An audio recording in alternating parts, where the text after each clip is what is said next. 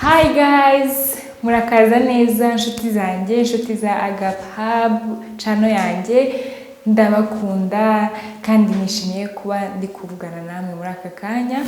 Rero abantu benshi bamaze iminsi bambaza se niki kintu umuntu yakora ku ruhu rwe rwo mu maso kugira ngo akire ibiheri, agire uruhu rworoshye, abantu bagira umaganye, ese ni ikintu yakora. Abantu bakakomeza bambwira ngo nzabagezeho utu video mbereka ikintu umuntu yakorera uruhu rwo mu maso. Nkuko mubizi, mu maso h'umuntu nicyo kintu cya mbere umuntu akubitana nacyo akikubona, yakubonye ahita abona mu maso hawe, akaba ari ahantu yitaho cyane. Rero uruhu rwo mu maso ntitukaruneglige kuko ni ikintu gikomeye cyane, kandi iyo rwangiritse rwangiza byinshi cyane mu buzima bw'umuntu. Rero cyane cyane abantu twisiga makeup hafi ya buri munsi, twebwe tugomba kwita ku ruhu rwacu kuruta nuko abandi bantu bita ku ruhu rwabo. Urabona nk'umuntu ushobora kubyuka koga akisiga amavuta akagenda, we uburyo uruhu rwe ruzangirika, nawe ukomeza ubika ama makeup mu ruhu rwawe, ntabwo akenshi uruhu rwanyu ntabwo rwangirika kimwe. Simbabujije makeup kuko nanjye ndazikunda, nta nubwo neze kuzanga, ariko igihe uzi ko wisiga makeup ugomba kuzikuraho mu buryo bwiza bukwiye, hanyuma no nyuma yo kuzikuraho nibura rimwe mu cyumweru ukita ku ruhu rwawe. Kuko iyo umuntu yidemakiye akuyeho makeup, hari indi myanda iba yarinjiye mu ruhu igenda twinjiza, ariko nayo ishobora gusohoka kandi dukoresheje uburyo buri naturel butangiza uruhu. Rero ngiye kubereka ibintu ushobora kuvanga ukisiga mu ruhu kugira ngo uruhu rwawe ruke ubone ko urakeye, ikindi ubone ko umuntu ameze neza, niba nabyitara ntago yumye. Ikindi ku bantu barwara ibiheri, bishobora kugufasha ko ibiheri byawe byamera nk'ibyumye n'amatashe bikaba byabisubizayo. Rero n'abatindiye ngiye kubereka uburyo ushobora kubigenza, unkurikire kandi ubikorere mu rugo. Nzakomeza nkore n'utundi video. Hari ibintu byinshi, by the way, hari ibintu byinshi wakora kugira ngo uruhu rwawe urwiteho. Ibi ngibi ni kimwe muri ibyo ngibyo, hari n'ibindi byinshi, hari ibintu byinshi wakora. Nabahitiyemo uburyo bumwe muri ubwo buryo bwinshi. Rero ngiye kubibereka. Ubona ko bitagoye, tugiye gukoresha ibintu bitatu byonyine. Harimo indimu, murayibona indimu. Tugiye gukoresha ubuki, honey. Tugiye gukoresha na turmeric. Nta bindi, ni ibyo bitatu byonyine. Rero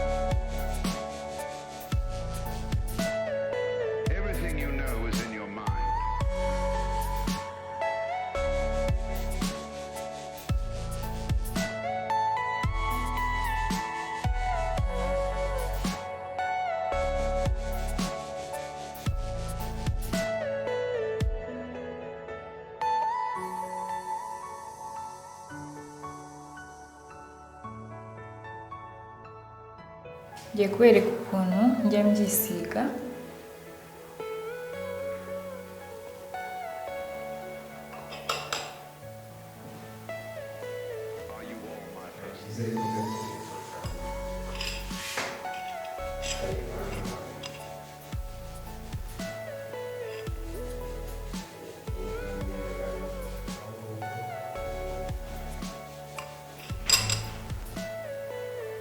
Kwisiga neza hose na hano munsi y'amaso kuko hari igihe uba usanga harirabuye.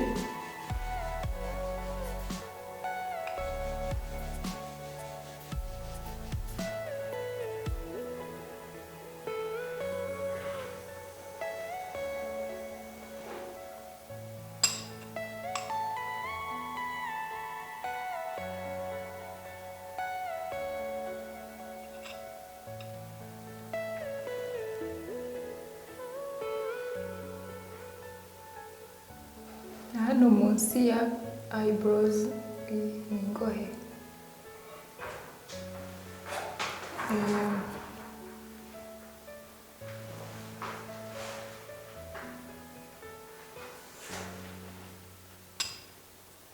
No ku zuru ubona hari ukuntu umuntu agira twa tuntu tuba tumeze nk'uduheri ku zuru tugira turimo utuzi cyangwa utuntu tw'umweru, basiga izuru kugira ngo naryo rifate.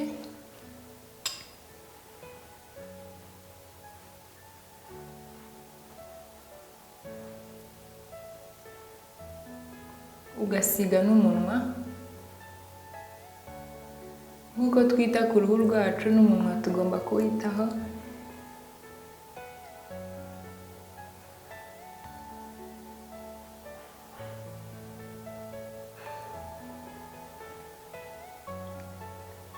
Mba nta handi ntarasiga.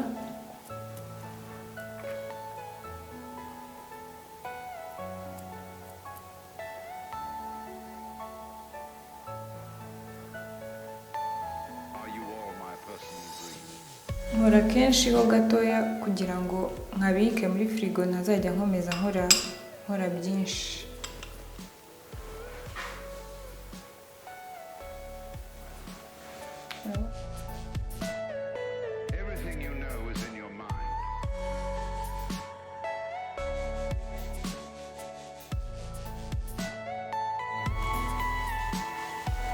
Nuko nguko umuntu aba ameze, ukarindira bikakumiraho mu minota 30, warangiza ukoga mu maso, ugashyiramo ugasiga n'amavuta kugira ngo utaza kuma. Iyo ukomeje ubikora nibura rimwe mu cyumweru, hari ukuntu ubona ko uruhu rwawe rwarahindutse ntabwo rukimeze nka mbere.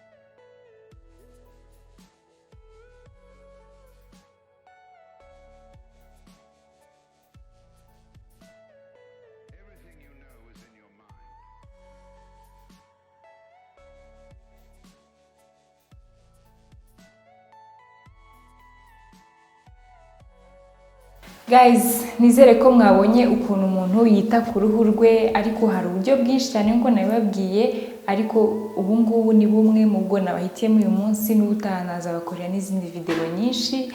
Bye.